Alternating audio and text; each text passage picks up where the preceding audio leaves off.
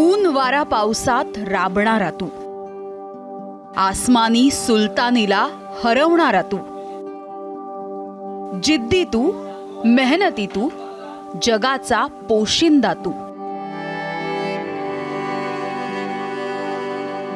तुझ्या चिल्ल्या पिल्यांना तू हवा आहेस, आम्हालाही तू हवा आहेस. हेही दिवस सरतील, विश्वास ठेव.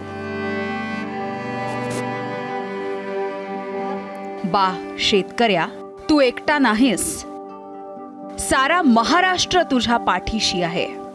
विश्वास ठेव, विश्वास ठेव.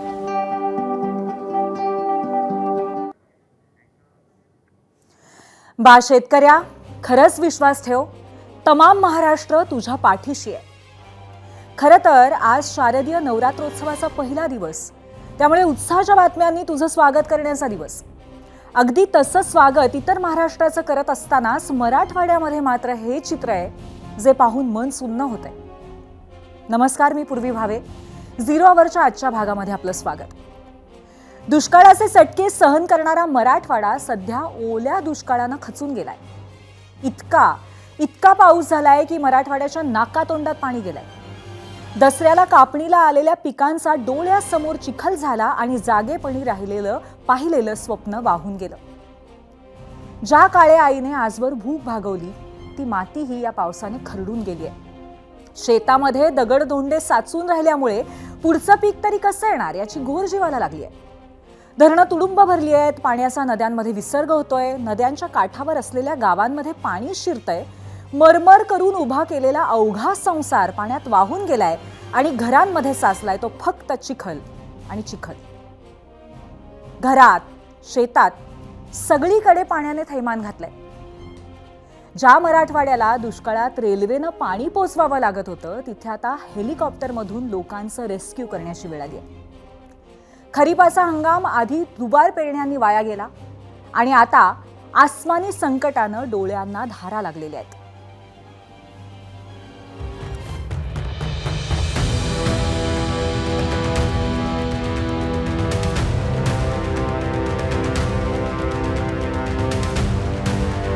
वाटी सुद्धा नाही राहिली मला काही.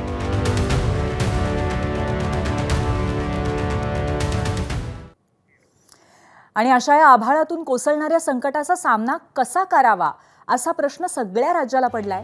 राज्य सरकारने लवकरात लवकर ओला दुष्काळ जाहीर करून मदत खात्यात जमा करावी अशी मागणी विरोधकांकडून केली जाते. नुकसानीची पाहणी करण्यासाठी मंत्री, नेते शेतकऱ्यांच्या बांधावर पोहोचलेत. पण प्रतीक्षा आहे ती सरकार कधी ओला दुष्काळ जाहीर करणार याचीच. आणि यावरच आधारित प्रश्न आम्ही तुम्हाला विचारला होता. तो प्रश्न पाहण्यासाठी आपण जाऊयात आपल्या पोल सेंटरला. आजचा आमचा प्रश्न आहे, जोरदार पावसामुळे राज्यात शेतीचं मोठं नुकसान पाहता सरकार ओला दुष्काळ जाहीर करून शेतकऱ्यांना मदत करेल असं वाटतं का? होय आणि नाही असे 2 पर्याय आहेत. तुमची मतं जरूर नोंदवा. कार्यक्रमाच्या शेवटी तुमचा कौल आम्ही सांगू.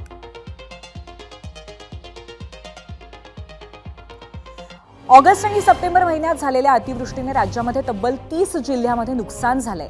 आधीच शेतकऱ्यांची कर्जमाफी झाली नाही, त्यात शेतातील पीक सुद्धा हातातून गेल्यामुळे बळीराजा अडचणीत आलाय. अतिवृष्टीमुळे आणि परतीच्या पावसामुळे राज्यातील शेतकऱ्यांचं कंबरडं मोडलंय. महसूल विभागाच्या आकडेवारीनुसार राज्यातील 30 जिल्ह्यांच्या 195 तालुक्यांमधल्या 654 पेक्षा अधिक महसूल मंडळांमध्ये पिकांचं नुकसान झालंय. प्राथमिक अंदाजानुसार राज्यामध्ये 24 लाख हेक्टरवरील पिकांचं नुकसान झाल्याची माहिती महसूल विभागाने दिली आहे.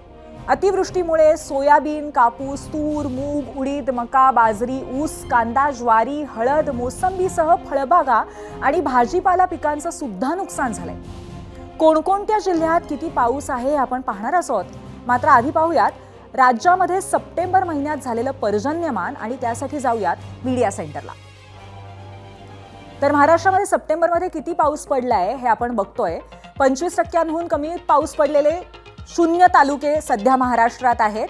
25 ते 50% पाऊस पडलेले 8 तालुके आहेत जे आपण ऑरेंज कलरमध्ये बघतोय इकडे भगव्या रंगात. 50 ते 75% पाऊस असलेले 24 तालुके पिवळ्या रंगामध्ये आपण बघतोय.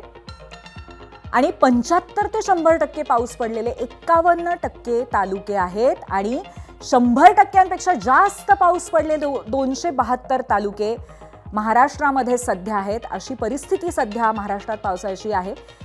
हा सगळा जो हिरवा जर्द भाग आपण बघतोय तिथे सरासरीपेक्षा जास्त पाऊस पडलेला आहे। 1 सप्टेंबर ते 22 सप्टेंबर दरम्यान मराठवाड्यामध्ये पावसाची परिस्थिती कशी आपण बघतोय। हिंगोलीमध्ये 154.7 हा सरासरीचा पाऊस असतो। यावर्षी सप्टेंबरच्या 20 दिवसांमध्ये 22 दिवसांमध्ये 240 मिलीमीटर पाऊस झालाय, म्हणजेच 1.5 पट जास्त पाऊस झालाय। 155% पाऊस झालेला आहे। धाराशिवमध्ये 187.4 हा नेहमीचा सरासरी पाऊस आहे, पण 267 मिलीमीटर इतका पाऊस 22 दिवसांमध्ये पडला आणि 144% इतका हा पाऊस आहे। एकंदरीतच दोन्ही जिल्ह्यांमध्ये 1.5 पट पाऊस पडलेला दिसतोय। जालन्यामध्ये 141.8 मिलीमीटर सरासरी आहे, परंतु 189.8 म्हणजेच 133% जास्त पाऊस पडलेला आहे। 33% पाऊस जास्त पडला असं म्हणायला हरकत नाही। बीडमध्ये 172.0 इतका पाऊस सरासरी पडतो, परंतु 227.9 मिलीमीटर इतका पाऊस या सप्टेंबरमध्ये पडलाय, म्हणजेच 32% जास्त पाऊस पडलाय। सरासरीच्या 132% पाऊस पडलाय। छत्रपती संभाजीनगरमध्ये 150.5 मिलीमीटर पाऊस, म्हणजेच हा सरासरी असतो आणि 181.6 हा यावर्षी सप्टेंबरमध्ये पडलेला पाऊस आहे। 120% सरासरीच्या पेक्षा जास्त पाऊस पडलाय। नांदेडमध्ये 167.4 हा सरासरी पाऊस आहे आणि 200.7 हा 22 दिवसात पडलेला पाऊस आहे, म्हणजेच 19% जास्त पाऊस सरासरीपेक्षा पडलाय। परभणीमध्ये 169.0 मिलीमीटर सरासरी आहे। 185.4 मिलीमीटर यावर्षी पडलेला पाऊस आहे, म्हणजेच 9% जास्त, अर्थात 109.7% सरासरीपेक्षा पाऊस पडलाय। आणि लातूरमध्ये 181.0 मिलीमीटर इतका पाऊस सरासरी पडतो, त्याच्यापेक्षा 7 मिलीमीटर सरासरी जास्त आहे, म्हणजे 4%, 104.3 हा सरासरीपेक्षा जास्त पडलेला पाऊस आहे। या व्यतिरिक्त आपण महाराष्ट्रातले इतर काही जिल्हे बघणार आहोत जिकडे खूप मोठ्या प्रमाणावरती पाऊस पडलेला आहे सप्टेंबरमध्ये। यवतमाळमध्ये बघा सरासरी पाऊस असतो 95.8 मिलीमीटर सप्टेंबरमध्ये, पण यावेळी पडलेला पाऊस आहे 231.9 मिलीमीटर, म्हणजे 241.9% सरासरीच्या पाऊस झालेला आहे। याचा अर्थ 141% जास्त पाऊस झालेला आहे, जवळपास 2.5 पटीने जास्त पाऊस पडलाय। वाशिममध्ये सुद्धा परिस्थिती काहीशी तशीच आहे। 104.8 मिलीमीटर पाऊस असतो, परंतु दुपटी एवढा पाऊस झालेला आहे, 209.8 मिलीमीटर, म्हणजेच 200% पाऊस झालेला आहे। सोलापूरमध्ये 129.3 असतो, परंतु यावेळेला 227.7 म्हणजेच 167% सरासरीच्या मानाने झालेला पाऊस आहे। आणि बुलढाण्यात 88.4 इतका पाऊस सरासरीप्रमाणे पडतो, परंतु 101.3 मिलीमीटर पडलाय, म्हणजेच 147.5 अशी टक्केवारी सरासरीच्या तुलनेत आहे। 47% जास्त पाऊस पडलेला आहे। आणि राज्यात झालेल्या याच अतिवृष्टीवरती आज आपण महाराष्ट्राचे कृषी मंत्री दत्तात्रय भरणे यांच्यासोबत चर्चा करणार आहोत। त्याचसोबत धाराशिवचे खासदार ओमराजे निंबाळकर, शेती अभ्यासक अजित नवले आणि शेतकरी नेते रविकांत तुपकर या सगळ्यांशी चर्चा करणार आहोत। मात्र सुरुवातीला राज्यातील पावसाची दाहकता पाहण्यासाठी आपण मराठवाड्यात जाऊया। मराठवाड्यामध्ये अतिवृष्टीनं बीड जिल्ह्यामध्ये सर्वाधिक हाल झालेत। पाहूयात त्याच पावसाची दाहकता दाखवणारा एबीपी माझाचा ग्राउंड रिपोर्ट। हा आक्रोश आहे बीडमधला। ज्या मराठवाड्याला दुष्काळ राष्ट्र म्हणून संबोधलं जात होतं, त्याच मराठवाड्यात गेल्या आठवडाभरात मुसळधार पावसानं थैमान घातलंय। मध्यरात्री झालेल्या पावसानं होत्याचं नव्हतं झालं। शिरूर कासारमध्ये जीव वाचवण्यासाठी मध्यरात्रीच्या काळोखात माणसं सैरावैरा पळू लागली। जमेल तिथे निवारा शोधून त्यांनी दाटीवाटीनं रात्र काढली। सकाळ उजाडली तेव्हा समोर दिसलं वाहून गेलेलं वास्तव आणि घराघरांमध्ये साचलेला स्वप्नांचा चित्र। नदीला पूर आला, महापूर आला मोठा भयानक। अचानकच पाणी आलं, त्यामुळे आम्हाला बाहेर निघता नाही आलं। मग आम्ही बाहेर निघलोत आणि आमचे सगळे घर संसाराचे सामान आणि आम्ही लोहारीत जातीनी आमचे वेल्डिंग मशीन, ड्रिल मशीन हातेरे आमचे सगळे वाहून गेले.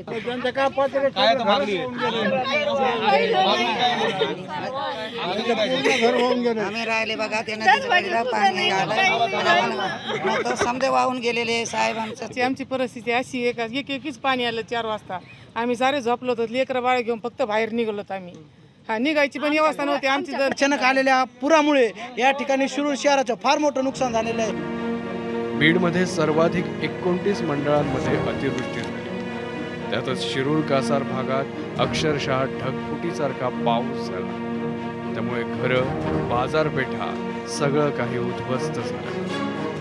मध्यरात्रीच्या सुमारास बीड जिल्ह्यातील शिरूर कासार तालुक्यामध्ये दमदार असा पाऊस कोसळला. ढगफुटी सदृश्य पाऊस झाल्याची माहिती जी आहे ती स्थानिकांनी आपल्याला दिलेली आहे. मात्र त्यानंतर या ठिकाणी काय परिस्थिती आहे हे दाखवण्याचा मी प्रयत्न करत आहे. सध्या शिरूर तालुक्यातील एका गावात मी उभा आहे आणि आत्ताही सध्या ही अशा स्वरूपात या घरातील पाणी काढण्याचं काम जे आहे ते स्थानिक नागरिकांकडून करताना दिसून येत आहे. आणि आपण बघतोय की बाजूलाच सिंदफणा नदी वाहते आणि याच नदीचं पाणी जे आहे ते संपूर्ण या घरामध्ये आलं आणि अक्षरशः जवळपास 5 फूट हे पाणी जे आहे ते होतं. आणि सध्या ही विदारक अशी जी दृश्य आहे हे लोक जे आहेत स्थानिक त्या अशा स्वरूपामध्ये हे पाणी काढताना आपल्याला दिसून येत आहे.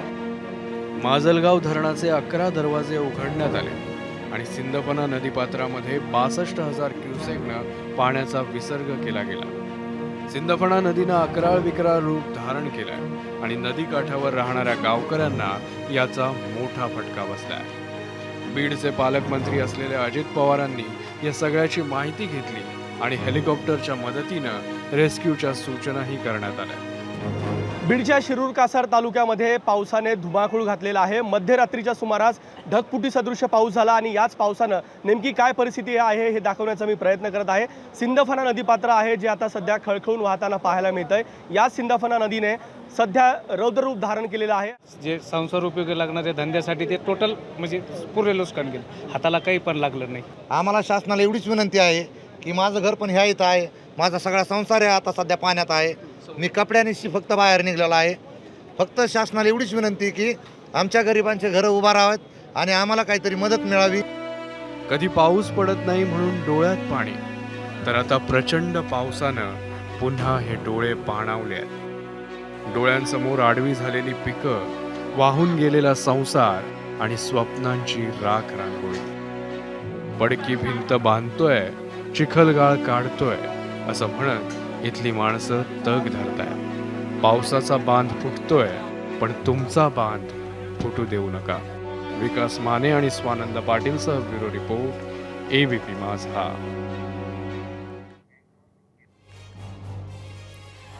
आणि आता याच अनुषंगाने 0 अवरमध्ये वेळ झालेली आहे. आम्ही विचारलेल्या प्रश्नावरती तुम्ही दिलेल्या प्रतिक्रिया पाहण्याची. त्यासाठी जाऊयात आपल्या मीडिया सेंटरला. महाराष्ट्र गहन संकटात आहे आणि त्या अनुषंगाने प्रतिक्रिया येत आहेत. तिघांचं सरकार आहे पण त्यांना कर्जमाफी देता आली नाही. घोषणा फक्त निवडून येण्यासाठी केली होती. लाडकी बहीण योजना चालवताना दम लागला त्यांना, दीपक मानसिंगे म्हणतायत एक्सवरून. पुढची प्रतिक्रिया एक्सवरून आहे हनुमान पाटील यांची. शेतकरी हा जगाचा पोशिंदा आहे. आज तो संकटात आहे. सरकारने 100% भरीव मदत करावी. पुढची प्रतिक्रिया यूट्यूबवरनं सुभाष सानप यांची आहे. महाराष्ट्रामध्ये पूरस्थिती बघता सरकारने ओला दुष्काळ जाहीर करावा आणि शेतकरी वर्गाला आर्थिक मदत करायला हवी.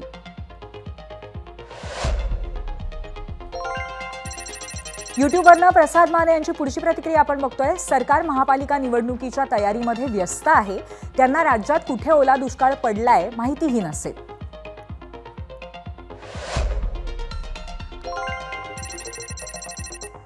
ओला दुष्काळ जाहीर करतील पण मदत देणार नाही तर रामनाथ तांबे हे यूट्यूबवरनं प्रतिक्रिया देत आहेत.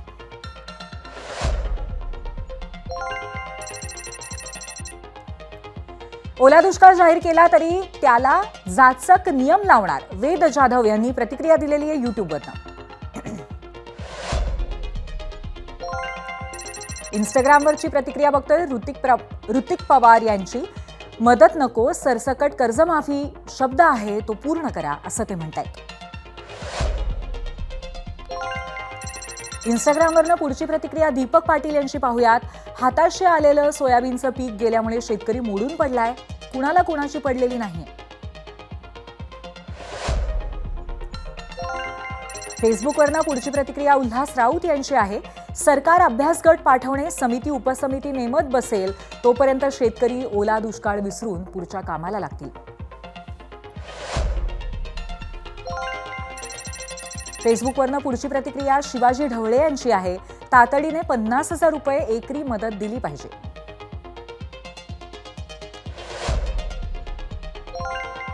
फेसबुकवरनं पुढचं मत आहे विनायक ढोरे यांचं. नागपूर गोवा शक्तीपीठ महामार्गामुळे राज्य कर्जबाजारी होणार आहे. शेतकऱ्यांना ओला दुष्काळ जाहीर झाला तरी काही मिळणार नाही असं त्यांचं मत आहे. फेसबुकवरची विजय काळे यांची पुढची प्रतिक्रिया बघूयात. सरकारकडे सध्या शेतकऱ्यांसाठी वेळ नाहीये. सध्या त्यांच्या पुढे एकच ध्येय आहे, मुंबई महापालिका कशी जिंकायची. आणखीन एक प्रतिक्रिया फेसबुकवरनंच आहे बालाजी जाधव यांची. लाडकी बहीण, लाडका भाऊ आणि कर्जाचा बोजा यामुळे सरकारचं कंबरडं मोडलंय.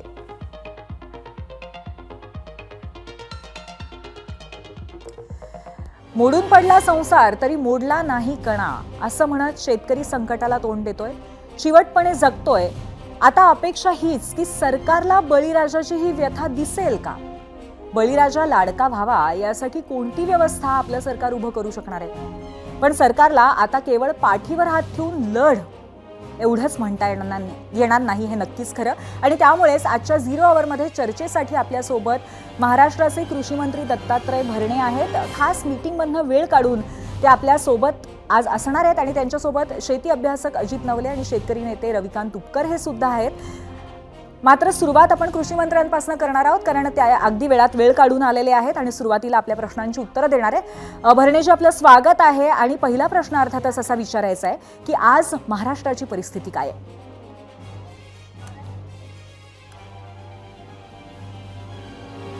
खरं तर आपल्या सर्वांना माहिती आहे की मे एंड, जून, जुलै, ऑगस्ट आणि आज सप्टेंबर महिन्याच्या आज निम्म्यापर्यंत या राज्यामध्ये शेतकऱ्यांचं अतिवृष्टीमुळे खूप मोठं नुकसान हे झालेलं आहे.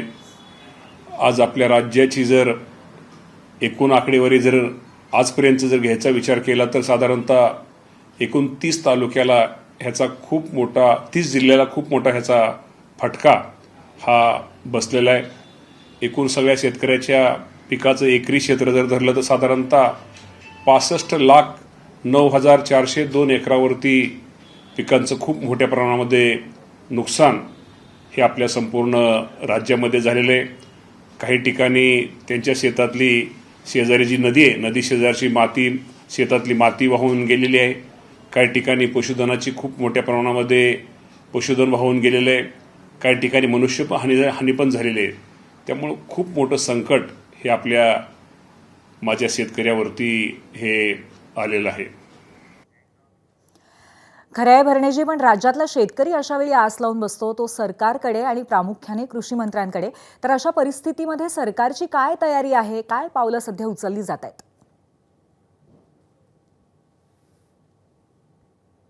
आपल्या सगळ्यांना माहिती आहे की राज्य सरकारच्या वतीनं मुख्यमंत्री, दोन्ही उपमुख्यमंत्री या सर्वांच्या इथं महसूल विभाग आणि कृषी विभागाला सूचना दिलेल्या आहेत. आम्ही सर्वांनी दिलेले आहेत की ज्या ज्या या अतिवृष्टीमुळं ज्या ज्या राज्यातल्या शेतकऱ्यांचं नुकसान पिकाचं असू द्या किंवा त्याचं इतर आमच्या पशुधनाचं असू द्या किंवा त्याच्या जमिनीमधली माती वाहून गेलेली असू द्या, या सर्व ह्याची नुकसानीची जी नुकसान भरपाई आपण पंचनामा करण्याचे आदेश आम्ही सर्वांनी दिलेले आहेत.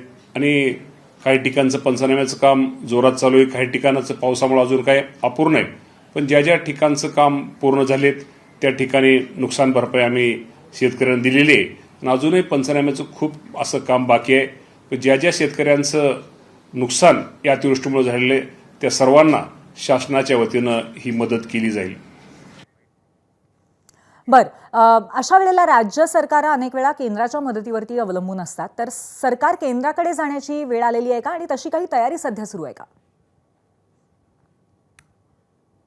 केंद्र आणि राज्य सरकार आपल्या सगळ्याला माहिती आहे की NDRFच्या आणि SDRFच्या मदतीनं आपण जिरायत क्षेत्र असू द्या, बागायत क्षेत्र असू द्या, बहुवार्षिक पिकं असू द्या, या सर्वांना एक शासनाचा दर ठरलेला आहे. आणि त्याप्रमाणे आपण सर्व शेतकऱ्यांना ज्याप्रमाणे पंचनामे आमच्याकडे नुकसान भरपाईचे पिकाचे उपलब्ध होतील त्याप्रमाणे ताबडतोब किंवा साधारणतः ही जी नुकसान भरपाई शेतीच्या पिकाचं जे नुकसान झाले हे पिकाचं नुकसान दिपाळीच्या अगोदर देण्याच्या सूचना या राज्याचे मुख्यमंत्री आणि दोन्ही उपमुख्यमंत्र्यांनी दिलेल्या आहेत. आणि विरोधकांकडनं सध्या ओला दुष्काळ जाहीर करावा अशी सातत्याने मागणी लावून धरली जाते. राज्यातली परिस्थिती बघता तुम्ही काय म्हणाल? परिस्थिती ओला दुष्काळाची झालेली आहे का? परिस्थिती तर खूप निश्चित प्रकारे शेतकऱ्यांची आज हलाखीची म्हणण्यापेक्षा खूप त्याला एक संकट आलेलं आहे आणि या संकटाच्या काळामध्ये शेतकऱ्यांच्या पाठीमागं राहणं, शेतकऱ्यांना सहकार्य करणं ही आमची शासनाची भूमिका आहे आणि आम्ही ते निश्चित प्रकारे पाडू. आपण जो ओला दुष्काळाच्या बाबतीमध्ये आपण जे प्रश्न विचारला आहे या बाबतीमध्ये उद्या कॅबिनेट बैठक आहे. मुख्यमंत्री असतील, दोन्ही उपमुख्यमंत्री असतील. शेवटी कुठल्याही गोष्टीमध्ये एखादी गोष्ट करायची शेवटी शासनाचा, केंद्र सरकारचा काही जे निकष आहेत ते निकष सगळे हे करून हा निर्णय घ्यावा लागतो. या बाबतीमध्ये निश्चित प्रकारे आम्ही या बाबतीमध्ये चर्चा करू. बरोबर, नक्कीच या निर्णयाची प्रतीक्षा असेल, पण शेतकऱ्यांना तातडीने आर्थिक मदत आणि पुढच्या हंगामासाठी पुन्हा उभं राहण्यासाठी सरकारकडनं काही पावलं उचलली जात आहेत का? काय सांगाल? सरकारच्या वतीने मी निश्चित प्रकारे सांगतो की जे शेतकऱ्यांसाठी करणं गरजेचं आहे, जे शेतकऱ्यांच्या हिताचं आहे ते सरकारच्या वतीनं केलं जाईल आणि जे नुकसान झालेलं आहे त्याची नुकसान भरपाई जे शेतकऱ्यांचे जी आहे ती नुकसान भरपाई सुद्धा लवकरात लवकर माझ्या शेतकऱ्यांना देण्यासाठी सरकारचा प्रयत्न राहील. आणि सगळ्यात महत्त्वाचा आणि आज घडीला प्रत्येकाच्या मनातला प्रश्न आहे, कृषी मंत्री म्हणून तुम्ही एबीपी माझाच्या माध्यमातून आज आत्ता तमाम शेतकऱ्यांना काय आवाहन कराल?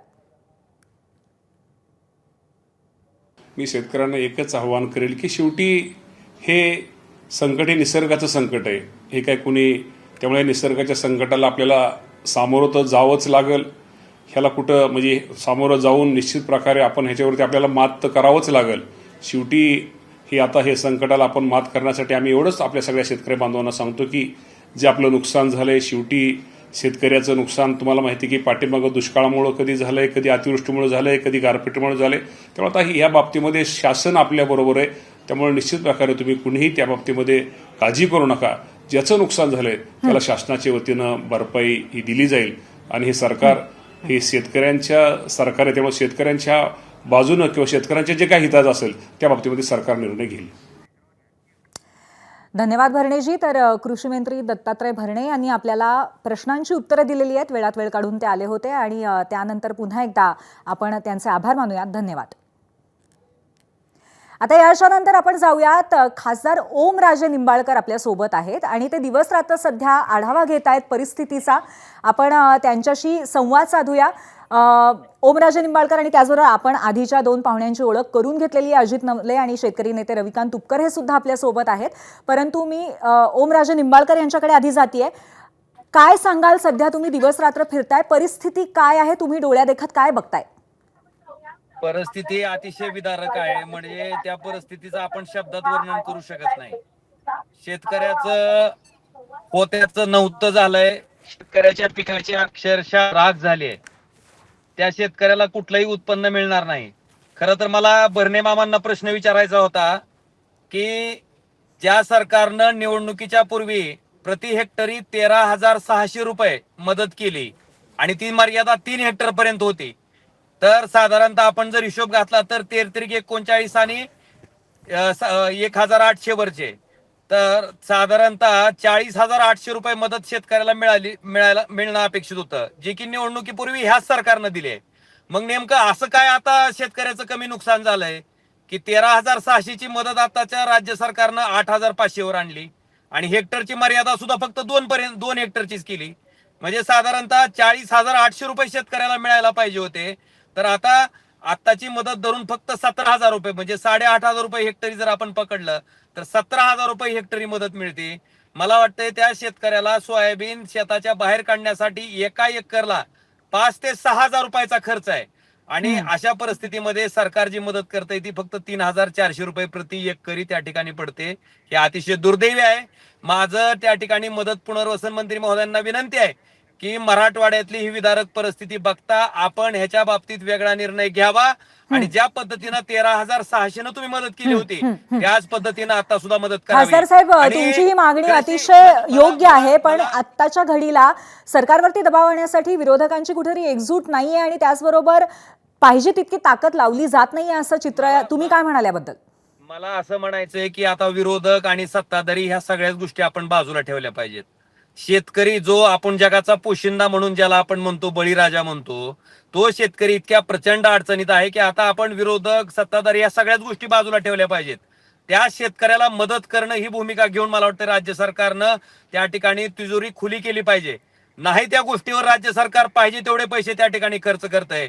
आज जो शेतकरी खरंच अडचणीत आहे, त्याचा प्रपंच अडचणीत आहे, त्याचं पीक त्या ठिकाणी त्याचं नव्हतं झालंय, अशा परिस्थितीत राज्य सरकारनं त्या ठिकाणी शेतकऱ्याला भरीव स्वरूपाची मदत केली पाहिजे ही माझी आग्रहाची मागणी असणार आहे.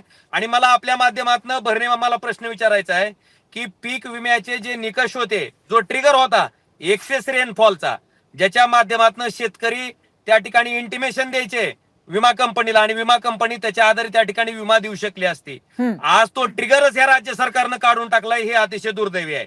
आणि मी भरणे मामाला सुद्धा विनंती केली की त्या ट्रिगरचा परत समावेश करा, कारण तो एकमेव माध्यम होतं पीक विमा मिळण्याचा. तो माध्यमच जर सरकारनं काढून टाकला तर पीक कापणी प्रयोगावर जर आपल्याला विमा घ्यायचा म्हटलं तर मला वाटत नाही महाराष्ट्रातल्या कुठल्याही शेतकऱ्याला पीक विमा मिळेल. मी ही विनंती दत्ता मामा भरणेंना सुद्धा केली आहे. राज्य सरकारने जो निर्णय घेतलाय, आता राज्य सरकारनेच तो निर्णय बदलावा आणि जो ट्रिगर त्या ठिकाणी होता एक्सेस रेनफॉलचा, आज धाराशिव लोकसभा मतदारसंघातली प्रत्येक महसूल मंडळ हे 65 mm पेक्षा एकदा नाही, दोनदा तीनदा अतिवृष्टी झाली आहे. तो ट्रिगर जर असता तर त्याचा आधार घेऊन शेतकऱ्याला त्या ठिकाणी विम्याची मदत नक्कीच. मागता आली ओमराजे, असती. तुमच्या माहितीसाठी एकच गोष्ट सांगते की कृषी मंत्री दत्ता भरणे यांनी एबीपी माझाला सांगताना हे सांगितलेलं आहे की दिवाळीच्या आधी शेतकऱ्यांना मदत दिली जाईल, त्यामुळे तुम्ही जे म्हणालात की मदत मिळाली पाहिजे त्यावरती त्यांनी एक प्रकारे उत्तर दिलेलं आहे. पण त्याचबरोबर आत्ता जी परिस्थिती आहे त्याबद्दल तुम्ही काय म्हणाल? शेतकऱ्यांनी आत्ता काय केलं पाहिजे, काय सांगाल त्यांना? मला वाटते शेतकऱ्यांना आता अशा प्रतिकूल परिस्थितीत धीर धरणं गरजेचं आहे. पण मला आपल्या माध्यमातून भरणे आम्हाला एवढंच सांगायचंय की जी मदत 40,800 मिळायला पाहिजे होती ती मदत केवळ 17,000 होते. त्याच्या बाबतीत ते 40,800 प्रमाणेच मदत करणार आहेत का, ह्या एका प्रश्नाचं उत्तर मला वाटतं भरणे मामाकडनं घेणं अपेक्षित होतं. आणि दुसरं, विम्यामधला सगळ्यात मोठा अत्याचार अडचणीचा आणि कळीचा मुद्दा आहे की जो एक्सेस रेनफॉलचा ट्रिगर होता, तो ट्रिगरच ह्या राज्य सरकारनं त्या ठिकाणी ती आटच त्या ठिकाणी काढून टाकले. त्याच्यामुळे कुठल्याही शेतकऱ्याला आता नुकसान झालंय म्हणून विमा कंपनीला त्या ठिकाणी इंटिमेशन देता येत नाही आणि त्याचा आधार घेऊन विमा कंपनीला सुद्धा आज त्या ठिकाणी शेतकऱ्याला मदत देता येत नाही, विमा देता येत नाही. मला वाटतं तो ट्रिगर पहिल्यासारखा समाविष्ट करणार का, हे दोन महत्वाचे प्रश्न आहेत. आणि ते प्रश्न मला वाटतंय कृषी मंत्री महोदयांनी अतिशय गांभीर्याने घेऊन सोडवणं गरजेचं आहे. हे दोन विषय जर कृषी मंत्र्यांनी भरीव स्वरूपात जर मदत केली शेतकऱ्याला, तरच शेतकऱ्याचं जगणं त्या ठिकाणी कुठंतरी सुसह्य होईल. ओमराजे, मी तुमच्याकडे पुन्हा एकदा येते, आपण सोबतच राहा. आता आपण शेती अभ्यासक अजित नवले यांच्याकडे जाऊयात. जी घोषणा केलेली आहे कृषी मंत्र्यांनी की दिवाळीच्या आधी मदत मिळेल, तुम्हाला असं वाटतं की प्रत्यक्षात ही मदत पोहोचेल शेतकऱ्यांपर्यंत? आज ज्या प्रकारे पंचनामे सुरू आहेत ते पाहता ही मदत दिवाळीच्या पूर्वी मिळेल असं मला बिलकुल वाटत नाही. जरी ती पोहोचली तरी सुद्धा आता ओमराजे जे म्हणत होते ते अगदी खरं आहे. जे प्रचंड नुकसान झालंय त्याच्यामध्ये 50,000 रुपये प्रति एकरी मदत शेतकऱ्यांना करण्याची आवश्यकता आहे. घरं पडून गेलेली आहेत ती बांधून देण्याची आवश्यकता आहे. जनावरं जे वाहून जातात त्याची कधीही योग्य मदत पंचनामे अभावी मिळत नाही, ती करण्याची आवश्यकता आहे. आणि त्याच जोडीला जी शेतीची संबंध नुकसान झालंय, पाण्यामध्ये सगळा गाळ आणि शेतीचं सगळं जे काही सुपीकता आहे ती वाहून गेलेली आहे, तिची कधीही मोजदाद करता येत नाही, ती होत नाही, त्याबद्दल सुद्धा मदत करण्याची आवश्यकता आहे. दुर्दैवानं आपले कृषी मंत्री हे जर 30 मे 2025च्या निकषानुसार हेक्टरी 8,500 रुपये देणार असतील तर ते शेतकऱ्यांच्या जखमांवर मीठ चोळल्यासारखं होणार आहे. आणि म्हणून संवेदनशीलता लक्षात घेता आज आपण पंजाब, हरियाणा आणि त्या भागातली सगळी दुर्दशा पाहतोय आणि तिथली सरकार ज्या प्रकारे मदतीसाठी पुढे आलेली आहेत ते पाहता महाराष्ट्रासारख्या प्रगतीशील राज्याला ह्या निकषांच्या पलीकडे जाण्याची आवश्यकता आहे. एक प्रकारे मानवतेच्या दृष्टिकोनातून शेतकऱ्यांना मदत करण्याची बरोबर आवश्यकता आहे. आहे. हा त्यामुळे खूप महत्वाचा मुद्दा आहे आणि त्याचबरोबर यातले तांत्रिक काही गोष्टी आहेत त्या आपण पुन्हा एकदा जाणून घेण्यासाठी तुमच्याकडे येते. परंतु आता मी शेतकरी नेते रविकांत तुपकर यांच्याकडे जाणार आहे. तुपकरजी, विदर्भातली परिस्थिती काय आहे जाणून घेण्याची आम्हाला तुमच्याकडनं जाणून घ्यायचं आहे, कारण आपण आता ऐकलं की मराठवाड्यातली परिस्थिती आपण ऐकलेली आहे, परंतु विदर्भामध्ये नक्की काय स्थिती आहे? गेल्या 22 वर्षापासून मी चळवळीमध्ये काम करतोय. आता जी परिस्थिती शेतकऱ्यांची अतिपावसामुळे, ढगफुटी सदृश पावसामुळे झाली, अशी परिस्थिती मी माझ्या 22 वर्षाच्या चळवळीच्या काळात कधीच बघितली नाही. अत्यंत विदारक आणि दयनीय अवस्था आहे. सरकारला आमची एकच विनंती आहे की माणूस म्हणून आमचं जगणं सगळ्यात पहिले तुम्ही मान्य करा. ओमराजे निंबाळकरांनी जो मुद्दा या ठिकाणी मांडला तो मुद्दा अतिशय रास्त आहे. 3 हेक्टरची मर्यादा मदतीची होती, ती आता 2 हेक्टरवर केलेली आहे आणि 13,500 रुपये मिळायचे ते आता 8,500 वर आलेलं आहे. त्यांनी मुद्दा बरोबर मांडला. कोल्हापूर सांगलीला ज्यावेळी महापूर आला त्यावेळी मदतीचा निकष 4 पटीने केला होता. कोल्हापूर सांगलीचे सगळे लोकप्रतिनिधी मुख्यमंत्र्यांनी छातीवर लावून बसले आणि मदतीचा निकाल 4 पटीने जास्त करून आणला. GR नवीन काढला, आदेश नवीन काढला आणि 4 पटीने. मग विदर्भ मराठवाड्यामध्ये किंवा इतर ठिकाणी झालेल्या नुकसानीसाठी सरकार 4 पटीचा GR का करत नाही? 4 पट मदत देण्याच्या संदर्भामध्ये का कारवाई करत नाही? मुळामध्ये जाचक अटी आणि निकषांमध्ये सरकारने हे सगळं गुंडाळून टाकलेलं आहे. या ठिकाणी कृषी मंत्री महोदय म्हणले की सरकार शेतकऱ्यांच्या पाठीशी आहे. तर सरकार का उपकार करते का? अरे सरकार म्हणजे मायबाप असतं, सरकार म्हणजे राजा असतं. जनता संकटात आल्यावरच तुमचं काम आहे ना. बरोबर आहे. तुमचं काम नक्कीच रविकांतच्या पुन्हा एकदा तुमच्याकडे या मुद्द्यावरती येते आणि तुमचा राग किंवा तुमचं जे आता आक्रमकता आहे ती अत्यंत साहजिक आहे, कारण अक्षरशः पूर्णपणे नेस्तनाभूत झालेली आहेत शेत. आणि ओमराजेंना मला असा प्रश्न विचारायचा आहे, आत्ताही तुम्ही प्रवासात दिसताय, तर अशा वेळेला जेव्हा तुमच्या डोळ्यासमोर असं चित्र उभं राहतं, शेतकरी येतात जे अत्यंत व्यथित झालेले आहेत, तेव्हा तुम्ही काय बोलता शेतकऱ्यांशी? कशा पद्धतीने त्यांना धीर देताय सध्या? काय सांगायचं तुम्हाला सांगतो, त्या शेतकऱ्याच्या खरंच घरात एकदा जाऊन बघा तुम्ही काय परिस्थिती आहे ती. त्याचं पीक होत्याचं नव्हतंच घेत झालंय. त्याची विहीर पूर्णपणे गाळानं बुजून गेली आहे. शेतातली माती जी होती ती पूर्ण खरवडून गेली आणि तिथं दगड आलेत. काय अवस्था असेल हो. फक्त ज्याचा उदरनिर्वाह त्या शेतीवर आहे, ज्याचा प्रपंच त्या शेतीवर आहे, ज्याचं भवितव्य त्या शेतीवर आहे आणि त्याच्या शेतीतल्या पिकावर आहे, ते पीकच होत्याचं नव्हतं झालंय. मला तुम्हाला सांगतो इतकी भयंकर परिस्थिती आहे. मी आत्ताच वडनेर म्हणून गाव आहे परंडा तालुक्यात, तिथं म्हणजे रात्री 1:30 वाजल्यापासून ते आतापर्यंत, म्हणजे आता जवळपास 8, 8:15 वाजता ती माणसं खाली आलेत. एक महिला शेतकरी, तिचं लहान मूल आणि म्हातारे आई वडील त्या ठिकाणी त्या एका स्लॅबच्या घरावर त्या ठिकाणी अडकून पडले होते. आता त्यांचा रेस्क्यू झालाय. आता ते करूनच मी आता बाहेर पडतोय. तुम्हाला सांगतो घरातलं प्रचंड नुकसान आहे, शेतीचं प्रचंड नुकसान आहे. कसं जगायचं होत्या शेतकऱ्यानं? मी म्हणून वारंवार म्हणतो, आता आज विरोधक सत्ताधारी या सगळ्याच गोष्टी बाजूला ठेवणं गरजेचं आहे. आज शेतकरी हा माणूस आहे आणि माणुसकीच्या नात्यानं त्याला जगण्यासाठी आवश्यक असणाऱ्या रकमेची मदत मला वाटतं सरकारनं त्या ठिकाणी प्राधान्यानं करणं गरजेचं आहे. भले सरकारनं आता अनेक आकडे येतात, इतक्या कोटीचं कर्ज झालंय, भले अजून किती कोटीचं कर्ज व्हायचं तेवढं होऊ द्या, पण आज शेतकऱ्याला मदत करताना मात्र सरकारनं ढिल्या हातानं मोकळ्या हातानं त्या ठिकाणी मदत करणं अपेक्षित आहे. असं कंजूशी शेतकऱ्याला मदत करताना कुठल्याही कामाची नाही. तो शेतकरी जगू शकणार नाही. म्हणून मी विरोधी पक्षातला खासदार म्हणून किंवा तुम्ही सत्ताधारी म्हणून मी म्हणत नाही.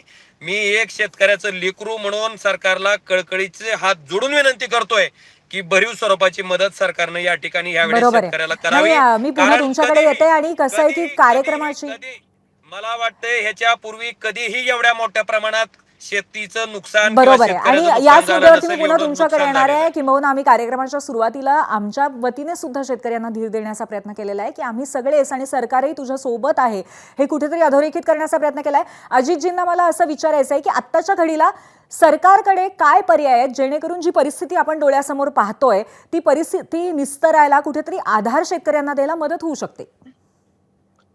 तातडीनं मदतीची घोषणा करणं, जो निकष NDRFचा आहे त्याच्या चौपट यापूर्वी निघालेला आहे शासन आदेश, त्याची अंमलबजावणी करणं आणि आता ज्या शेतकऱ्यांना निवारा नाही त्या शेतकऱ्यांना निवारा उपलब्ध करणं, त्यांची रेशन, जनावरं जर जिवंत ज्यांची असतील त्यांना मदत करणं, ज्यांचे जनावरं दुर्दैवानं वाहून गेलेले आहेत, त्यांचं योग्य प्रकारे पंचनामे करणं, त्याचबरोबर यानंतर काही रोगराईच्या साथी या मोठ्या प्रमाणामध्ये त्या प्रदेशामध्ये येऊ शकतात, त्या दृष्टिकोनातून आरोग्याची सबंध टीम ही कार्यान्वित करणं आणि ह्या साथी येणार नाहीत, बाधित शेतकऱ्यांना आणखीन त्रास होणार नाही यासाठी आरोग्याची सुद्धा काळजी मोठ्या प्रमाणामध्ये घेणं, हे सगळ्या गोष्टी आपल्याला कराव्या लागणार आहेत. एक प्रकारे ही आणीबाणीची परिस्थिती काही भागामध्ये निर्माण झालेली आहे, ही लक्षात घेऊन हाय अलर्टवर सगळ्या प्रशासनाने याबद्दल काम केलं पाहिजे. आपल्या चॅनलच्या माध्यमातून मी सांगू इच्छितो की पाऊस एवढ्यावर थांबणार नाही. सरकारने आणि विभागांनी पुढील आपत्तीसाठी सुद्धा तयार राहिलं पाहिजे. खरं तर ज्यावेळी मान्सून आला त्यावेळेस याची चुणूक आपल्याला मिळालेली होती. वेळेच्या खूप अगोदर मान्सून ज्यावेळी आलाय त्यावेळी अशी काही आपत्ती येऊ शकते याचा अंदाज येण्याची अपेक्षा होती, ते आला नाही. भावी काळात हा पाऊस वाढणार आहे, त्यामुळे अजून मोठ्या संकटाला कदाचित सामना करावा लागेल, हे लक्षात घेऊन उपाययोजना करण्याची आवश्यकता नक्कीच. आहे. म्हणजे आता तातडीने आणि त्याचबरोबर भविष्याच्या दृष्टीने सुद्धा उपाययोजना गरजेच्या आहेत. यानंतर मी रविकांतजींकडे येते. रविकांतजी, तुम्हाला असं वाटतं का की ज्या पद्धतीने अर्थसहाय्याची आता घोषणा एक पद्धतीने कृषी मंत्र्यांनी केलेली आहे, ते पाहता दिवाळी गोड होईल शेतकऱ्यांची? काय वाटतं तुम्हाला? मला वाटत नाही. हे सरकार कायम भूलथापा देतं. निवडणुकीच्या आधी म्हणले आम्ही कर्जमुक्ती देतो, आता वर्ष उलटून द्यायची पाळी आली तरी अजून कर्जमुक्तीचं नाव घ्यायला त्याने दुष्काळ पडू द्या म्हणतात. मग आता ओला दुष्काळ आल्यानं कर्जमुक्तीची गरज नाही का? आत्ताच खऱ्या अर्थानं कर्जमुक्तीची गरज आहे. आणि दुसऱ्या बाजूला बँका कर्ज वसुलीसाठी नोटीस देतात, ते थांबवलं पाहिजे सगळ्यात पहिले. आणि तातडीनं कर्ज वसुली थांबून आमची एकही जप्ती आमच्या घरावर आणू नका, आमच्या शेतं जप्त करू नका, ही सरकारनं आमची मागणी आहे. हेक्टरची मदतीची मर्यादा काढली पाहिजे आणि पर्जन्य मापक हे मंडळाच्या एका ठिकाणी असतं. आता त्याच्यावर जर 65 मिलीमीटर पाऊस नाही पडला, इथं गाववाईज पाऊस पडतो, एका गावात एका शिवावर पाऊस पडतो, दुसऱ्या शिवावर पडत नाही. त्यामुळे पर्जन्य मापकाद्वारे पावसाची म्हणजे मोजमाप करणं ही चुकीचं आहे. जे पूर्वी ओमराजे निंबाळकरांनी सांगितलं त्या पद्धतीनं जुने ट्रिगर कायम ठेवले पाहिजे. दुसरा एक मुद्दा मला अधोरेखित करायचा आहे, पोट खराब जमिनीचा. आता जे जमिनी खरडून गेलेल्या आहेत, ही जमीन खरडून गेल्यावर पोट खराब लिहिल्या जाते, त्याला थोडी जास्त नुकसान भरपाई मिळते. परंतु पोट खराब जमीन लिहिली की पुढच्या वर्षी त्याला कुठलाही लाभ घेता येत नाही, त्या जमिनीवर कर्ज घेता येत नाही आणि ती जमीन पुन्हा वैती करण्यासाठी 50 चक्र मारावे लागतात. त्याचे सुद्धा जाचक अटी आणि निकष काढले पाहिजे. आणि 2014 पासून आतापर्यंत पीक विमा कंपन्यांचं सगळं टेस्ट ऑडिट झालं पाहिजे, ही सगळ्यात महत्वाची मागणी आमची आहे. अन्यथा जर का मदत केली नाही तर नेपाळला जसं मंत्र्याला तुडुतुडू आणलं तसं गावगाड्यातल्या शेतकऱ्यांच्या असंतोषाचा कहर आता झालेला आहे. गावगाड्यातला शेतकरी मंत्र्यांच्या अंगावर गेला तर नवल वाटायला नको. नक्कीच रविकांतजी, एक मोठं आव्हान मग नक्कीच सरकार पुढे उभं राहील आणि त्यामुळे वेळीच योग्य पद्धतीने पावलं पुढे टाकणं गरजेचं आहे. मी ओमराजेंकडे येते आणि त्यांना मला असं विचारायचं आहे की आत्ताची जी परिस्थिती आहे की पावसाने धुडगूस घातलेला आहे शेतामध्ये, घरांमध्ये, आणि अशा परिस्थितीमध्ये आज ABP माझाच्या माध्यमातून शेतकऱ्याला आधार देणं गरजेचं आहे. तर महाराष्ट्रातल्या शेतकऱ्यांना तुम्ही काय सांगाल आणि त्याचबरोबर राज्य सरकारला तुम्ही काय आवाहन कराल ज्याच्या माध्यमातून ही सगळी परिस्थिती निस्तरायला मदत होईल? कसं आहे, शेवटी आलेल्या प्रत्येक परिस्थितीला तोंड देणं हे प्रत्येक माणसाचं कर्तव्य असतंय. ती परिस्थिती किती का वाईट असना. आणि मला वाटतं शेतकरी इतका शोषिक माणूस तर या जगाच्या पाठीवर कोणीही नाही. निश्चितपणे शेतकरी ह्याही संकटावर मात करेल, पुढे जाईल. आणि मला वाटतंय अशा टोकाचा विचार शेतकरी कुठला करणार नाही, कारण जशी दिवस असते तसं रात्र पण येते, रात्र झाल्याच्या नंतर परत दिवस असतोच. त्याच्यामुळं निश्चित शेतकरी ह्याच्यावर मात करेल. शेतकऱ्याला तर निश्चित आधार देणं गरजेचं आहे, त्याला त्या ठिकाणी ताकद देणं गरजेचं आहे. पण सरकारला माझी विनंती आहे की आपण नाही त्या गोष्टीवर, नाही त्या बाबतीत सरकारचे कोट्यावधी रुपये त्या ठिकाणी खर्च होत असतात. आता जी तुपकरांनी विषय मांडला तोच मी सांगतो की प्रधानमंत्री फसल विमा योजनेच्या माध्यमातून मी अतिशय जबाबदारीनं सांगतोय, 2017 ते 2024 ह्या कालखंडामध्ये पीक विमा कंपन्यांनी जवळपास 87,000 कोटीचा नफा कमवलाय. मला सांगा, जितका प्रीमियम राज्य सरकार, केंद्र सरकार आणि शेतकऱ्याचा हिस्सा मिळून त्या कंपन्याला मिळतोय आणि कंपन्या त्याच्या बदल्यात जो क्लेम त्या ठिकाणी पीक विमा जो त्या ठिकाणी शेतकऱ्याला देतात, ह्याचा फरक जर काढला तर निव्वळ नफा ह्या कंपन्यांचा 87,000 कोटी रुपये आहे. तो फक्त एकट्या महाराष्ट्राचा आहे आणि तोही फक्त 2017 ते 24 मधला आहे. मग एवढ्या मोठ्या प्रमाणात जर पीक विमा कंपन्या नफा कमवत असतील तर आज जो शेतकरी जगण्यासाठी मोहताज आहे, ज्या शेतकऱ्याला एक एक पैशाची आवश्यकता आहे, त्या निधीची नितांत आवश्यकता ज्या शेतकऱ्याला आहे त्या शेतकऱ्यासाठी मला वाटतं सरकारनं तिजोरी आता उघडी करणं गरजेचं आहे. भले कर्ज काढायची वेळ आली तरी कर्ज काढावं, पण शेतकऱ्याला भरीव स्वरूपात आणि मोकळ्या हातानं सरकारनं मदत करायची भूमिका ह्यावेळेस घेणं ही नितांत गरजेचं आहे. कधी नव्हे भूतो न भविष्यती अशा पद्धतीची प्रचंड हानी शेतकऱ्याची शेताची झाली आहे, त्याच्या घराची झाली आहे. आणि तुम्हाला सांगतो ही जमीन जर त्याला पुन्हा पहिल्यासारखी कसण्यासाठी जर आणायची म्हणलं तर कित्येक लाखो रुपये जरी खर्च केले तर त्या शेतकऱ्याची जमीन तशा पद्धतीनं येणार नाही. म्हणून सरकार म्हणून, पालक म्हणून ह्या जगाच्या पोशिंद्याला जगवण्यासाठी सरकारनं आता स्वतःची बरोबर आहे, तिजोरी रिकामी नक्कीच. करावी. आणि आपण अशी अपेक्षा करूया की सरकार अशा पद्धतीने नक्कीच मदतीला धावून येईल शेतकऱ्यांच्या, कारण शेवटी आपल्या संपूर्ण महाराष्ट्राचं पोट भरण्याचं काम हा बळीराजा करतोय आणि त्याची मदत करणं हे आपलं सर्वांचं कर्तव्य आहे. धन्यवाद, आज तुम्ही इथे आलात आणि त्याचबरोबर ही चर्चा केलीत त्याबद्दल. आणि आता पाहूयात आजच्या पोलचा रिझल्ट. जाऊयात पोल सेंटरला. आज एकूण 16,000 मतं आलेली आहेत आणि सरकार ओला दुष्काळ जाहीर करून शेतकऱ्यांना मदत करेल असं वाटतं का, यावरती 68% जणांनी सकारात्मक उत्तर दिलेलं आहे. त्यांना असं वाटतंय की होय, सरकार मदत करेल, आणि 32% लोक म्हणतायत नाही. आणि यानंतर 0 आवरच्या शेवटी शेतकऱ्यांना एबीपी माझाचं केवळ एकच सांगणं आहे.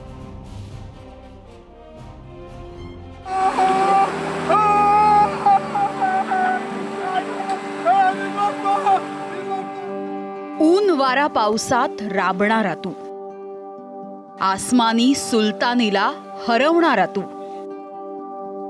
जिद्दी तू, मेहनती तू, जगाचा पोशिंदा तू. तुझ्या चिल्ल्या पिल्यांना तू हवा आहेस, आम्हालाही तू हवा आहेस. हेही दिवस सरतील, विश्वास ठेव. बा शेतकऱ्या, तू एकटा नाहीस, सारा महाराष्ट्र तुझ्या पाठीशी आहे. विश्वास ठेव, विश्वास ठेव.